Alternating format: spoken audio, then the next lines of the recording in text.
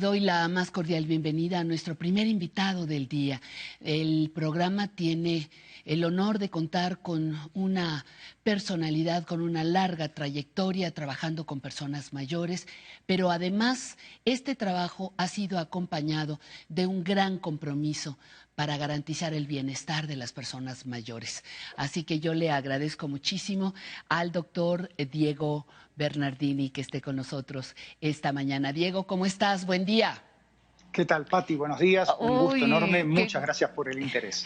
qué maravilla que la tecnología nos permita hacer esto, ¿no crees? Qué bueno, Qué nos acerca. maravilloso, perfecto, nos acerca. Te siento aquí, cerquita, cerquita. Oye, Diego, ¿por qué nos interesa hablar de tranquilidad y confianza en la época del coronavirus? Mira, yo creo que lo primero y principal es lamentablemente la comunicación irresponsable que se hizo desde el inicio de esta contingencia, ya por el mes de enero, cuando se empezó a hacer público, y en el mes de febrero, cuando comenzó a impactar en países europeos como España, como Italia. Si vos recordás, hemos leído titulares, hemos escuchado comunicados donde se hablaba que esto era algo simple, algo sencillo, porque solo afectaba a las personas mayores, solo mataba a los viejos y a las viejas. Exactamente. Y fue terrible porque esto creó pánico, creó desamparo, creó un miedo tan innecesario en las personas mayores, y la realidad es que hoy estamos viendo que estamos siendo todos afectados, mayores y también personas más jóvenes. Entonces, a mí me parece que esto creó mucha intranquilidad. Por eso cuando vos me preguntaste, Diego, ¿de qué podemos hablar? Yo creo que tranquilidad y confianza son los dos pilares de esta conversación. ¿Y cómo recuperar la confianza si desde un principio me dijeron, son ustedes el blanco, casi el blanco preferido del coronavirus, y además si hay enfermedades subyacentes, las cosas se complican? No sé, Diego, si las estadísticas hayan demostrado efectivamente que somos el sector más vulnerable. Lamentablemente sí. Hoy la estadística nos está ¿Ok? mostrando, mira, la Organización Mundial de la Salud hace apenas 72 horas en un comunicado decía que más de la mitad de las 110.000 muertes que ocurrieron en España ocurrieron en personas mayores, y fundamentalmente en aquellas que están en las mal llamadas residencias geriátricas, lo que son las instituciones de cuidado de larga De estancia. resguardo, ¿verdad? Ajá. Correcto, pero acá hay algo que a mí me parece que es fundamental. Este confinamiento que estamos viviendo por la contingencia, yo creo que es una oportunidad, como vos decías hace un rato. Creo que fundamentalmente nos tiene que llevar a pensar cómo ver el lado positivo de las cosas, cómo cuidar a quienes nos cuidaron a nosotros cuando éramos chicos, entendiendo que todos somos susceptibles, y por sobre todas las cosas, que distancia física no tiene por qué ser aislamiento social. Totalmente de acuerdo.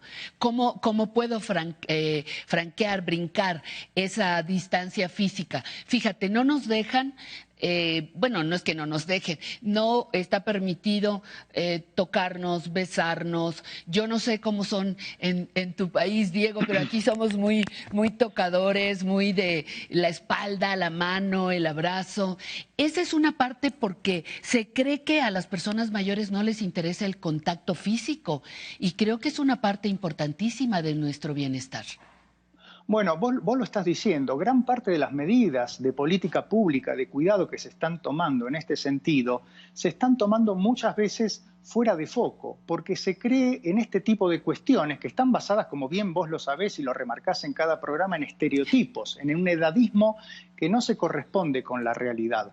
Nosotros a las personas, primero, a las personas mayores, primero lo que tenemos que hacer es considerarlas sujeto de derechos. Ellos tienen derechos como tenemos todos nosotros, y el principal y fundamental derecho es el de la propia decisión, el de la autodeterminación.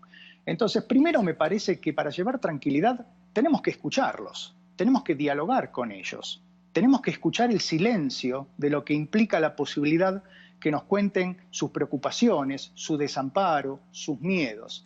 Y después también tenemos que considerar que aquí en México, porque si bien me estás escuchando con acento argentino, estoy aquí en un pueblo maravilloso llamado Coyoacán. Es maravilloso, ajá. Aquí en México, la mayor parte de las personas mayores viven con sus familias. Entonces, esto es muy interesante porque entonces sí hay que tener ciertas precauciones para que dentro de la casa se tomen medidas para evitar ese contagio. Pero lo cual, como te digo, implica quizás una distancia física, pero no un aislamiento desde lo afectivo. Exacto. ¿Cómo rompo esa barrera? Hablando por teléfono, usando las videollamadas, mandando un recado, una carta, no sé, tendríamos que encontrar alguna manera de seguir en el contacto afectivo, aunque no sea físico. Correcto, mira, el contacto lo podemos hacer por esas múltiples vías que vos mencionaste, un teléfono, una tableta, una computadora, a través de la puerta o Sí. quizás a través de la ventana. Pero lo que es Ajá. interesante es que este contacto, este diálogo, no se convierta en un checklist, en un llamado de control. Por ¿Cómo ejemplo. estás? ¿Tomaste los medicamentos? ¿Comiste? ¿Dormiste? Bueno, te llamo mañana. No, tiene que ¿Cómo? haber No un te tomas. diálogo. Ajá, claro, claro. Y sobre todo un diálogo donde nosotros, los que llamamos a los mayores, veamos la cara optimista, utilicemos frases cortas, frases claras, palabras cálidas, pero también, y esto lo remarco, es muy importante, poder escucharlos. Es importante escuchar a las personas mayores. Y por sobre todas las cosas, aprender a través de esta distancia física a abrazar con la palabra, abrazar con la mirada, abrazar con la escucha. Qué belleza abrazar con la palabra y con eso acabas de darnos muchas ideas y la creatividad de cada quien le ayudará a enfrentar esta situación. Otras dos cosas, por favor, Diego.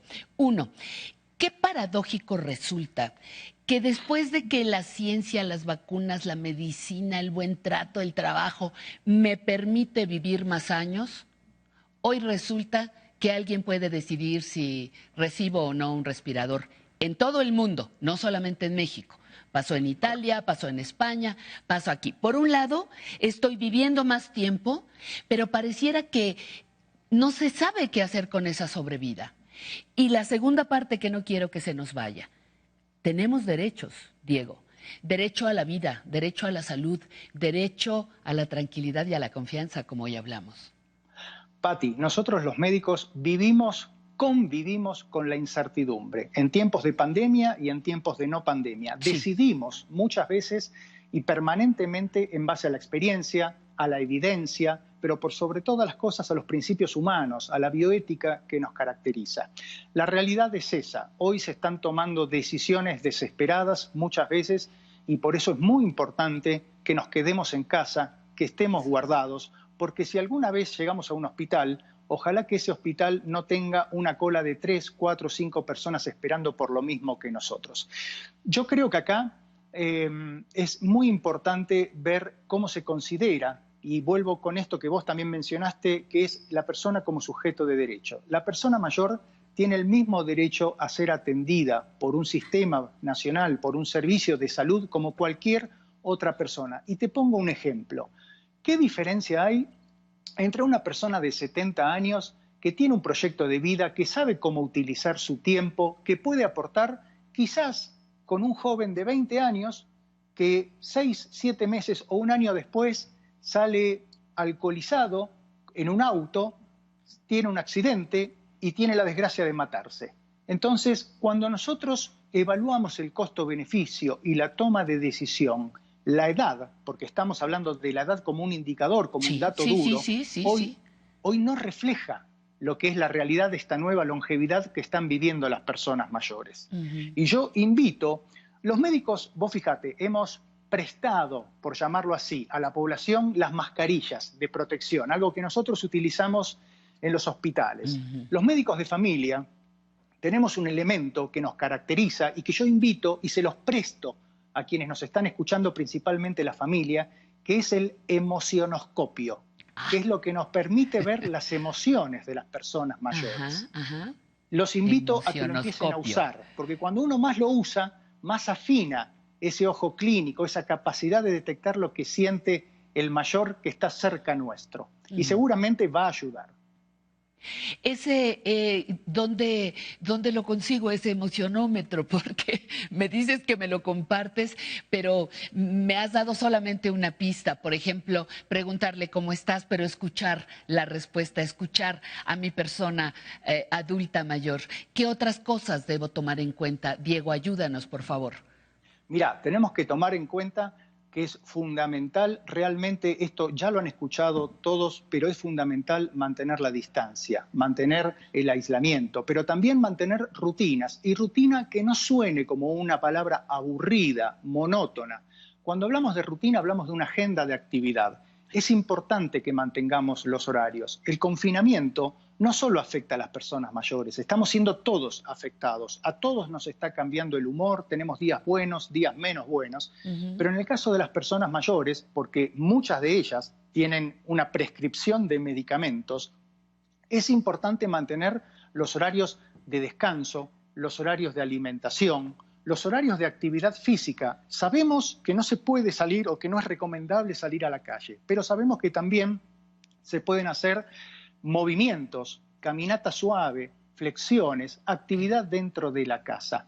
Es importante también la rutina, y valga de nuevo esta palabra para que no suene aburrida y monótona, de contacto, de diálogo. Okay. Entonces vos fíjate, descanso, alimentación, medicación, porque la medicación suele ir relacionada a estas dos primeras variables, comunicación, son elementos que tenemos que considerar. ¿Cómo puedo alimentar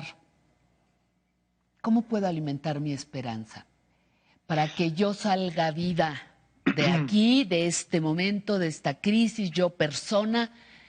¿Cómo alimento mi esperanza? No me gusta futurizar mucho, pero sí tengo que ver al día siguiente, Diego.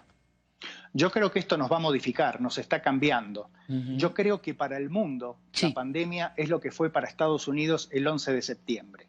Va a cambiar la forma de vínculos, va a cambiar la forma de relacionarnos con el entorno, entre nosotros. Es algo que no se va a ir. El COVID-19, como fue aquí en México en el 2009, el H1N1, va a seguir conviviendo con nosotros hasta que aparezca una vacuna.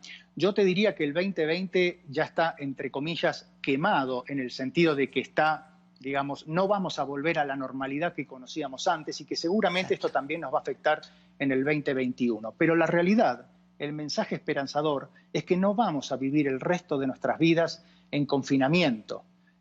Esto va a pasar. Las personas mayores lo saben muy bien, porque son resilientes, porque han pasado otros momentos de su vida tan o más difíciles que esto.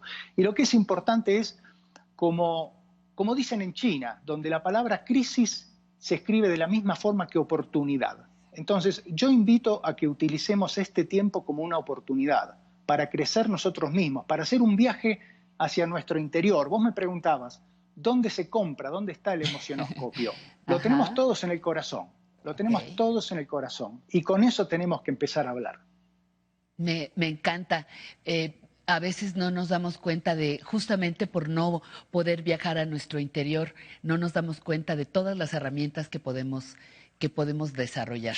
¿Alguna reflexión final, Diego? Estamos en muy buen tiempo, pero como un cierre de esta conversación, ¿alguna reflexión con la que tú quieras que permanezcamos? Mira, yo creo que así como todos tenemos un niño dentro, y así nos dicen, también todos tenemos una persona mayor dentro. Esa, me encanta. Yo creo que este tiempo es un tiempo para amigarnos con esa persona mayor, que a medida que nos hacemos más grandes, empieza a ser más importante en nuestras vidas.